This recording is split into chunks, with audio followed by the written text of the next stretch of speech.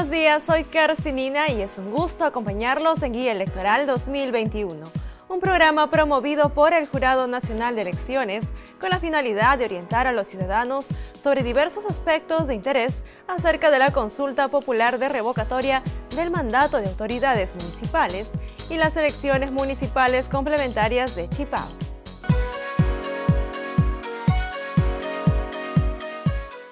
En esta oportunidad les comentamos que más de 26.000 electores irán a las urnas el próximo 10 de octubre en el marco de la consulta popular de revocatoria y los comicios complementarios en Chipao, Ayacucho. En ese marco, la OMPE instaló de manera simultánea 6 oficinas descentralizadas de procesos electorales. Dichas oficinas organizarán y ejecutarán este importante proceso electoral en el cual los electores de 13 distritos del país decidirán si sus autoridades municipales distritales se quedan o no en el cargo. ¿Pero qué función realizan las ODPE y por qué son creadas? Veamos juntos el siguiente informe. Las oficinas descentralizadas de procesos electorales son órganos de carácter temporal y se conforman para cada proceso o consulta popular. Se instalan en las circunscripciones electorales determinadas por la OMPE. En el marco de la consulta de revocatoria 2021 y las elecciones complementarias de Chipao, la OMPE dispuso la conformación de 7 oficinas descentralizadas. Para este proceso, ¿dónde estarán ubicadas estas oficinas? La OMPE informó que se ubicarán en Cusco, Huancayo, Huaraz, Lima, Piura y Tacna, asimismo en Lucanas, Ayacucho. Ahora, específicamente, la labor que realiza cada oficina descentralizada es dirigir y coordinar las actividades electorales, realizar jornadas de capacitación a miembros de mesa sobre todos los momentos de la consulta, es decir, la instalación, el sufragio y escrutinio. Asimismo, recibir el material electoral que es enviado desde la sede central en Lima, entre ellos cédulas de sufragio, actas electorales, ánforas, material educativo, entre otros. Cabe destacar que el personal de las ODPE también estará atento a que durante las actividades que realicen se cumplan con las medidas de prevención y seguridad contra la COVID-19. Asimismo, cada oficina tiene diversos distritos bajo su jurisdicción, siendo estas la ODP Cusco tendrá a su cargo los distritos de Pilpinto, Cotabambas y Justo Apuzahuaraura. La ODP de Huancayo verá los distritos de Guayucachi y Ñahuimpuquio, mientras que la ODP Piura se encargará del distrito de Lobitos. Por su parte, la ODP de Tacna organizará la consulta popular en los distritos de Sama y Cuturapi en Puno. La ODP Huaraz asumirá la responsabilidad de trabajar con los distritos de La Libertad y el distrito de San Buenaventura, ubicado en Huánuco. La ODP Lima se encargará de los distritos de Langa, Tauripampa y Chavín en Ica. Y finalmente la ODP Lucanas para las elecciones complementarias en el distrito de Chipao, Ayacucho. Es entonces que gracias a la labor del personal de las oficinas descentralizadas de procesos electorales, conllevará a que este 10 de octubre se realice de manera correcta la revocatoria de autoridades y las complementarias de Chipao, con los actores electorales capacitados quienes acudirán a las urnas. Muy bien, y tras ver este informe, nosotros hemos invitado a la doctora María Elena Tillit, quien es gerente de Organización Electoral y Coordinación Regional de la OMPE, para justamente conocer a detalles el trabajo que vienen realizando las oficinas descentralizadas de procesos electorales, las ODP, como se conocen por sus siglas. La doctora María Elena nos acompaña de forma virtual. Muy buenos días, bienvenida a Guía Electoral. Buenos días. Gracias por aceptar nuestra invitación, por estar con nosotros esta mañana. Y justamente la OMPE se enfrenta nuevamente a un reto importante de llevar a cabo un proceso electoral en medio de una pandemia. Hablamos de la consulta popular de revocatoria de este 10 de octubre. Nosotros queremos conocer de usted, ¿no?, que nos comente cuáles son los cambios que se van a dar en la organización que lleva a cabo la OMPE para este proceso electoral. Sí, estamos, digamos, participando en la organización, pero ya ejecución propiamente, de una consulta de revocatoria que va a alcanzar a 13 distritos a nivel nacional y elecciones municipales complementarias en el caso del distrito de Chipao. pertenece a la ODP de Lucanas. Pues bien, el trabajo que vienen desarrollando es fundamentalmente, como en cualquier otro proceso electoral, es netamente operativo. Hemos hecho algunas modificaciones, efectivamente algunos cambios, sobre todo en el material de capacitación. Hemos incluido material sobre la base del que ya trabajábamos, mucho más didáctico, tanto para los miembros de mesa como para nuestro personal también. Nos está dando muy buenos resultados, estamos trabajando a nivel de infografías y en cuanto a la capacitación que hemos desarrollado el domingo para miembros de mesa, se han constituido en herramientas muy comprensibles para nuestros capacitandos, en este caso en particular, como le repito, los miembros de mesa. Así es. Bien, antes de entrar al tema de la capacitación de electores y de todos los actores electorales en sí, queremos conocer cuántas oficinas descentralizadas de la OMPE se instalaron para este proceso de revocatoria que incluye a 13 distritos.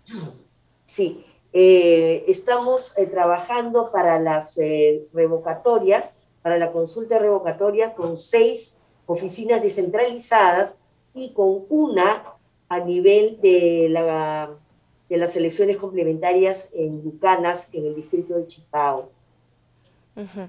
Puntualmente, ¿cuáles son las funciones que desarrollan el personal de la ODPE, de OMPE, y qué tipo de información es la que cruzan con los jurados electorales especiales que vienen a ser los órganos descentralizados del JNE? Son tareas fundamentalmente operativas. Recordemos que el planeamiento de un proceso electoral como de complementarias o estas consultas de revocatorias, así como cualquier otro proceso de envergadura nacional, implican para las oficinas descentralizadas funciones básicamente operativas. Por ejemplo, ellos requieren en el campo difundir el proceso electoral, para lo cual tenemos una diversidad de estrategias, de tal manera que podamos alcanzar a los miembros de mesa y a los electores. La difusión entonces es un primer alcance, una primera tarea operativa. Otra es, por ejemplo, el identificar los locales de votación que van a fungir, las instituciones educativas que fungirán de locales de votación, para mejor entendernos.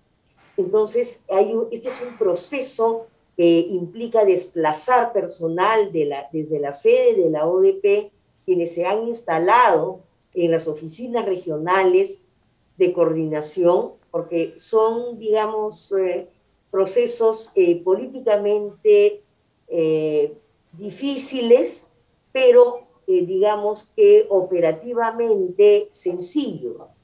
Son sencillos, por eso es que, y pequeños. Entonces, por eso es que hemos instalado a las ODP en las oficinas, en la infraestructura de las oficinas regionales de coordinación que tenemos a nivel nacional también, en algunas de ellas. Entonces, hay que desplazar personal a los distritos a efectos de que identifiquen el local de votación, las características, reportan estas características para poder decidir en definitiva si fungirán o no como local de votación. Recordemos que en procesos, por ejemplo, de envergadura nacional, nos corresponden aplicar procesos electorales en temporadas muy difíciles climatológicas para el país, abril u octubre. Entonces, podemos definir un local de votación a través de la ODP, elegir ese local de votación, pero por inclemencias del tiempo pueden ser dañados, afectados en su infraestructura. Entonces, esta es una tarea operativa fundamental. Tenemos que cambiar de local, está establecido así en la Ley Orgánica de Elecciones también. ¿Y por qué fundamental? Porque el local de votación va a albergar al ciudadano, y el ciudadano con aquella decisión que tome en la Cámara Secreta respecto de qué es lo que quiere para su comunidad en este caso. Así ¿no? es. Nos Esa es mencionó... una tarea muy, muy, muy importante, ¿no? Sí, nos mencionó usted la labor de capacitación a los actores electorales. Entonces, yo le pregunto, ¿no? ¿Qué herramientas se emplean para llegar a ellos e informarles sobre el proceso y cómo es que deberían de votar en un proceso electoral como este? Me pregunto si es todavía la pandemia una barrera para trabajar de cerca con ellos. Ciertamente la pandemia constituye como usted bien dice, una barrera para comunicar, para trasladar mensajes presencialmente.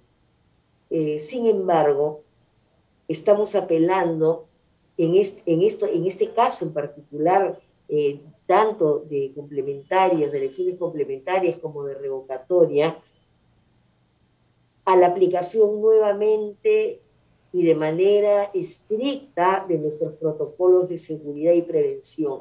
No hemos descartado el empleo de los medios tecnológicos. También participamos de la difusión de mensajes por este medio. Sin embargo, hay un trabajo presencial.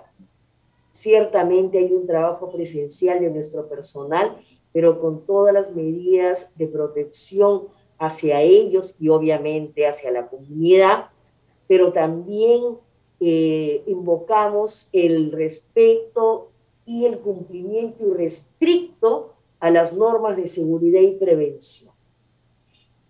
Ocurre que habitualmente este tipo de proceso se desarrolla en zonas, digamos, con escaso desarrollo tecnológico, en donde la relación es básicamente cara a cara, de tal suerte que de todas maneras el personal tiene que salir al campo, tiene que estar en contacto con la ciudadanía, pero como vuelvo a repetir, bajo las condiciones de protección extremas que se han determinado a través de los protocolos que trabajamos el año pasado con el Ministerio de Salud y que han sido de aplicación para las elecciones generales en sus dos momentos, en sus dos vueltas y para ahora.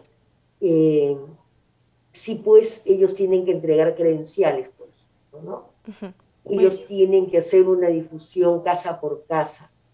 Esa es la segunda etapa, esta etapa, para preparar la segunda jornada de capacitación. Sin embargo, no estamos, digamos, desarrollando estrategias que de otra manera en prepandemia eran muchísimo más agresivas, ¿no? Sin embargo, trabajamos también, por ejemplo, con volantes, estamos con grandes carteles de difusión, como le vuelvo a repetir, con infografías, pero ya dirigidas a los electores, ¿no? Y sobre todo, ¿sabe qué es muy importante? Nuestra presencia, la presencia física en el lugar, en el distrito. Así como venimos siendo acompañados con el personal de la Gerencia de Fiscalización del Jurado Nacional de vuestra institución. Es muy importante que el ciudadano comprenda nuestro trabajo, por un lado, y por otro lado, nuestra presencia. Estamos allí para servirlo. Muy bien. Le pregunto, en algunos de los distritos de la revocatoria, los pobladores harán uso de su lengua nativa. En ese sentido, la capacitación que la OMPE les brinda se da acorde al lenguaje que ellos emplean. E incluso puedo preguntarle si el material, usted mencionó volantes, infografías, ¿no? Para ese tipo de pobladores se da en su lengua nativa. Ciertamente. Desde un buen tiempo a esta parte venimos trabajando con lenguas nativas. Por ejemplo, todas las variedades de quechua, porque el abanico de distritos básicamente están ubicados en zonas de manejo de las variantes de quechua y el aymara, ¿no? Y la zona aymara también en Puno. Y hemos trabajado material tanto impreso como nuestro material audiovisual ha sido preparado en lenguas, en este tipo de lenguas, ¿no? De idiomas, de tal manera que nos acerque a la población y sobre todo con una mirada más descentralista, ¿no? Una mirada más descentralista.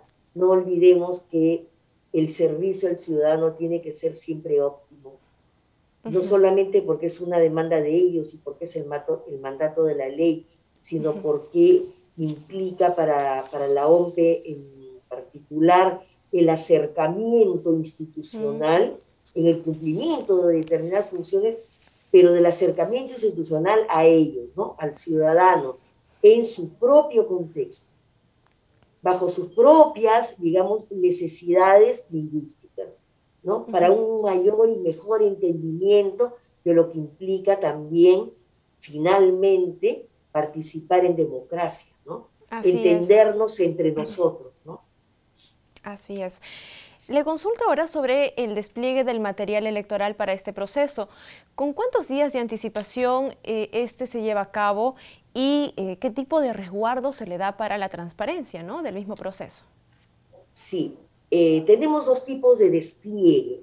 El primer despliegue es aquel que sale desde nuestros almacenes centrales en Lima hacia las ODP. Este ya se inició. Se inició hoy día muy temprano, ha salido el material a estos distritos. Ya es el material de la jornada electoral.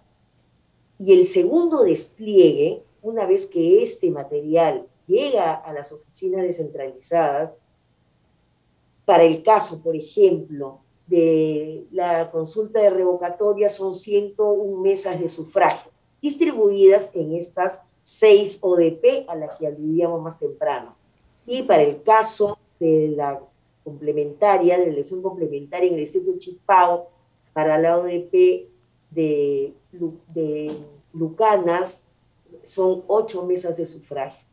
Salió ya el material, debe estar llegando hoy día, y el segundo despliegue implica de la propia ODP desde el día, podría ser desde el día viernes, y en estos casos, dependiendo de las distancias que media entre la ODP y el distrito o local de votación, puede desplazarse hasta con 4, 5, 6 días de antelación a la jornada electoral, que no es otra cosa que el día fijado para las elecciones, ¿no?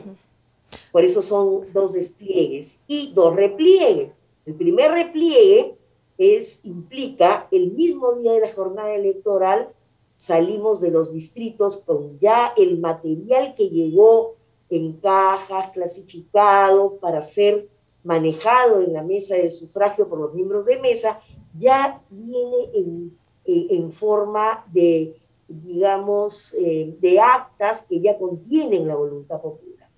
Efectivamente hay medidas extremas de seguridad, tanto de las Fuerzas Armadas como de la Policía Nacional, relación que ya han establecido los jefes de las ODP, apoyándolos nosotros desde la sede central también, con la unidad correspondiente de seguridad institucional, con estos comandos operacionales.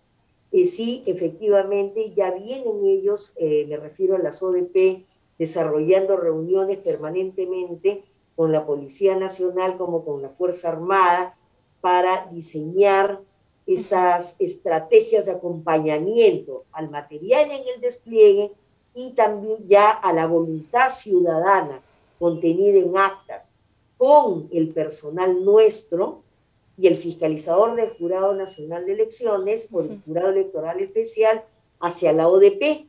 Y luego ya una cuestión más administrativa es el segundo repliegue, que implica el integral de todo ese material una vez que es procesado.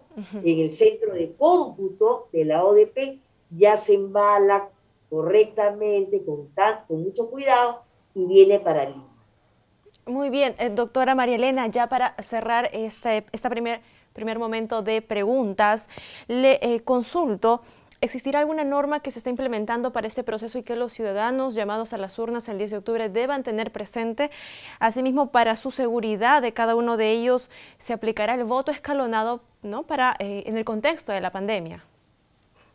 Bien, a esos efectos hemos regresado a la jornada de, digamos, al segundo momento de la jornada electoral, el sufragio hasta las 4 de la tarde.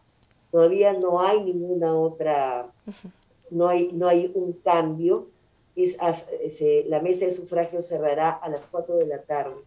Como primera cuestión. Como segunda cuestión, no habrá voto escalonado. Lo que más bien es una propuesta de horarios de votación, ¿no?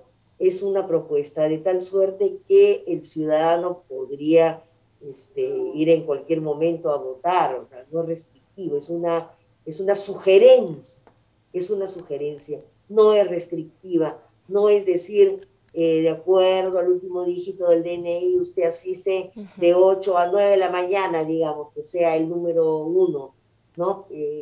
Y no podría hacerlo de ninguna manera.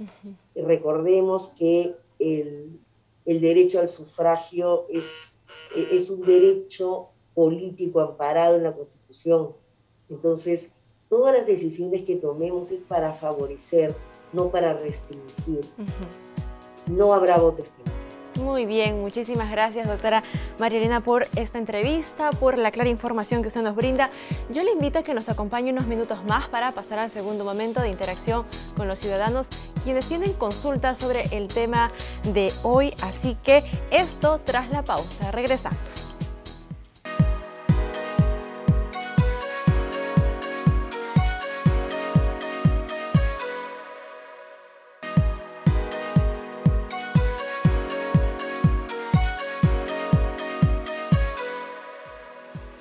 Regresamos con Guía Electoral 2021 y como lo anunciamos tenemos las preguntas de los ciudadanos. Veamos la primera. ¿Qué sucede si gana el sí? ¿Se revoca inmediatamente el mandato de autoridad y hay nuevas elecciones? Sí, es una pregunta, digamos, muy interesante, porque es lo que se pregunta también el ciudadano común y corriente, el ciudadano de a pie. ¿Qué va a pasar ahora, no? Una vez que si prospera la revocatoria. Para este tipo de consultas lo que hacemos es aplicar la Ley de Derechos de Participación y Control de los Ciudadanos, que es la 26.300. Y en la práctica, ¿cómo se procede? De proceder la revocatoria de las autoridades, tanto del alcalde como de sus regidores, quien reemplaza al alcalde es el primer regidor accesitario de su misma lista. Y en el caso del regidor, de igual manera, es el accesitario de su misma lista, como regidor, claro. A continuación, veamos la siguiente pregunta. Soy Sheila de Cusco y tengo la siguiente pregunta. ¿Cuál es la organización interna de las ODP y cuántas personas brindan servicios? Sí, una ODP implica un conjunto de cargos que no disminuye el número de aproximadamente 20 cargos. Sin embargo, implica también que de estos 20 cargos, no menos del 70% son cargos netamente operativos. Es decir, tenemos una unidad de trabajo operativo que es el distrito o el centro poblado. Para este caso, por ejemplo, tanto de complementarias como de consulta de revocatorias, tenemos centros poblados pertenecientes a diversos distritos. Entonces, esta es la unidad operativa por excelencia de una ODP, en la cual participan un capacitador para estos casos, un coordinador distrital, coordinador de centro poblado, coordinadores de mesa de sufragio, Y es importante destacar que aplicaremos el sistema de escrutinio, el SEA, para esta oportunidad. Nuestro sistema de escrutinio tiende a evitar los errores de las actas que manualmente se llenan. Entonces, este coordinador de mesa es un coordinador técnico de mesa. Tenemos además un asistente técnico de local de votación, que es quien va a hacer la transmisión, y un especialista en transmisión de la información desde el local de votación a la ODP, a nuestro centro de cómputo en cada ODP.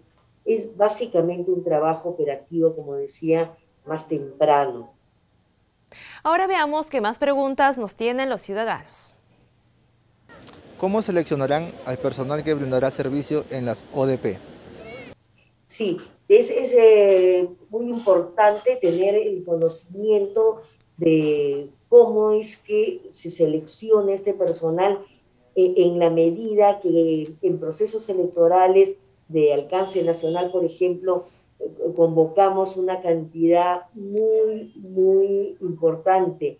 Es mayoritariamente profesional o técnico, por un lado. Por ejemplo, para las elecciones estas pasadas, las generales, hemos trabajado con alrededor de 70.000 locadores de servicio, cuando en prepandemia alcanzábamos el número de 50.000 aproximadamente. Ahora bien, los mecanismos son de dos tipos. Los funcionarios que constituyen jefe de la ODP, el coordinador administrativo y el coordinador de local de votación, se seleccionan vía concurso público. Este es un primer nivel de selección. El segundo nivel de selección es que una vez que llegan de las ODP, los jefes de ODP, a sus circunscripciones electorales, se invita, se publican los perfiles, se le da la mayor difusión para que conozcan los postulantes qué requisitos se requieren a través de estos perfiles para cada cargo, y así es como ellos postulan y en algunos casos se entrevistan, en otros casos revisamos el currículum.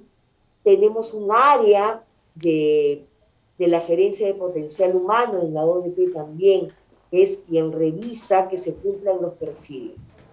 De esa manera es que vamos cubriendo las plazas. Es fundamental entender que requerimos personal de la zona en la cual se desarrolla el proceso electoral, por conocimiento del lugar, ¿cierto? Imagínense, para diseñar nuestras rutas de despliegue y repliegue del material electoral, inclusive del personal, requerimos esa información desde personal que contratemos o locadores de la zona, ¿no? Nos alimentan mucho con información orográfica, geográfica, climatológica, sobre todo cuando hay mal tiempo, ¿no? Presencia de huaicos, deslizamientos de tierra, de cerros. Entonces se salen los ríos también. Es importante por eso contar con el conocimiento de ciudadanos que en su calidad de locadores puedan alimentarnos de esa información para nosotros, a través de las ODP, tomar las mejores decisiones, apuntalando la protección al personal que se va a desplazar como al material electoral. Hola, mi nombre es Carlos Coyatupa, soy de Arequipa, y mi pregunta es, ¿con qué finalidad y desde cuándo se crearon las ODP? El año 95 es una pregunta muy especializada, y me gratifica que la hagan, ¿no? Porque efectivamente antes, antes del año 95 era una sola institución la que cubría, las funciones de las tres que existimos ahora. Es decir, organizaba y ejecutaba el proceso electoral, registraba a los ciudadanos, entregaba y promulgaba resultados. Y este era el Jurado Nacional de Elecciones. institución en la cual me formé. Trabajé durante muchos años también en el Jurado Nacional de Elecciones, en aquel Jurado Nacional de Elecciones. Allí me formé electoralmente hablando. Pero el año 95 se promulgan las leyes que crean el sistema electoral y las leyes orgánicas de este sistema electoral, que se conforma de 3 instituciones: Jurado Nacional, la Oficina Nacional de Procesos Electorales y la Oficina de Registro de la Identidad a través del RENIEC. Estas 3 funciones fundamentales antes las ejercía una sola institución. El año 95 es que se abre este abanico en 3 instituciones, ¿no? Con funciones claramente mucho mejor definidas. Hola, soy Emanuel de Cusco y yo como elector quisiera saber cómo me puedo informar acerca de las capacitaciones que realizan ustedes. Tenemos 2 sistemas, por decirlo de una manera, o 2 estrategias de difusión. Una, a través de nuestra página web. Permanentemente estamos informando de las jornadas de capacitación. Y por otro lado, el personal que tenemos en el campo está difundiendo permanentemente. Trabajamos con los medios de comunicación, por ejemplo, del lugar. Estos medios de comunicación tienen alcance, afortunadamente, hasta el distrito o el centro poblado. Y bueno, y el tercer nivel es nuestro personal, que también a través del sistema de perifoneo o de esta relación que mencionaba cara a cara con los ciudadanos, es que ellos van tomando conocimiento. Mire usted, este domingo que hemos tenido, y esto es importante que lo conozcan los ciudadanos, en particular el ciudadano que hizo la pregunta, denota interés, un sumo interés en esta actividad, que es sumamente importante que se informen adecuadamente. Este domingo hemos tenido resultados de presencia de miembros de mesa en nuestra primera jornada de capacitación bien importantes, que comparativamente con periodos de prepandemia, por ejemplo el 2017, hemos alcanzado casi los mismos niveles de participación, tanto para la consulta popular como para las elecciones complementarias, ¿no? Entonces, debería incrementarse para esta segunda jornada, en todo caso, a través de ustedes, y agradeciendo la pregunta del ciudadano, invocar a los ciudadanos que están participando o que deben participar como electores y miembros de mesa para la consulta de revocatoria como para las elecciones municipales complementarias, a informarse si son miembros de mesa, dónde les corresponde votar, cuándo deben capacitarse, sobre todo los miembros de mesa. Los electores también pueden asistir el día de la jornada de capacitación para miembros de mesa. Esta casa está abierta para todo ciudadano en sus diversas calidades. Por favor, asistan, infórmense. Si no lo pueden hacer presencialmente, obviamente tenemos nuestra plataforma a través de nuestra web. La información está allí, permanentemente actualizada, con videos inclusive para hacer el aprendizaje mucho más didáctico, mucho más llevadero, mucho más sencillo. Cualquier duda pueden dirigirse también a nuestras oficinas descentralizadas, que se encuentran ubicadas en los locales de nuestras oficinas regionales de coordinación. Agradecemos la participación de los ciudadanos en este programa y, por supuesto, la presencia de nuestra invitada especial, la doctora María Elena Tilliz de la OMPE. Muchísimas gracias por estar con nosotros. Qué ocurrencia. Las gracias a usted y el reconocimiento al trabajo de difusión sumamente importante que ustedes realizan. Muchas gracias, y para cualquier oportunidad siempre a su disposición. Fue un gusto conversar con usted. Les recordamos que ingresen a nuestra página web www.jne.gov.p, las redes sociales del ente electoral y continuar sintonizando JNTV en nuestro canal 516 de Movistar. También pueden vernos en nuestros 23 canales aliados. Yo soy Kerstinina y fue un placer acompañarlos en este programa Guía Electoral. Muchísimas gracias por su sintonía y preferencia. Hasta otra oportunidad.